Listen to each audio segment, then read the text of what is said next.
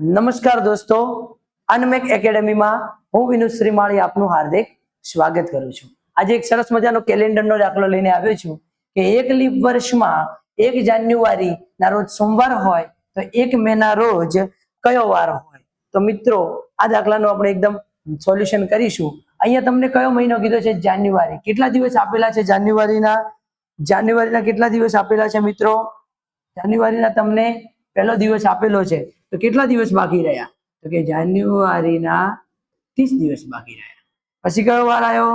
ફેબ્રુઆરી। કયો મહિનો? ફેબ્રુઆરી। અહીંયા લીપ વર્ષ કીધું છે, જોઈ લો, એટલે અહીંયા આપણે 29 લખવાના, કારણ કે લીપ।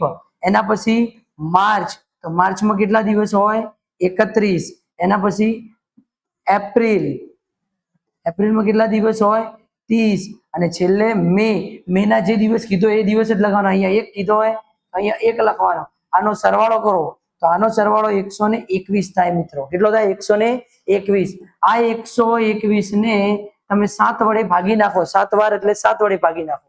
7 એકા 7 વધ્યા 5, ઉપરથી ઉતાર્યો એકડો, 7 49, વધ્યા કેટલી શેષ?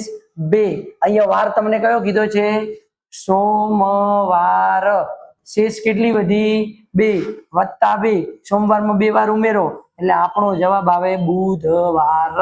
તો મિત્રો આવા જ વિડીયો જોવા માટે આજે જ અમારી ચેનલ અનમેક એકેડેમીને સબસ્ક્રાઇબ કરો। જય હિન્દ દોસ્તો।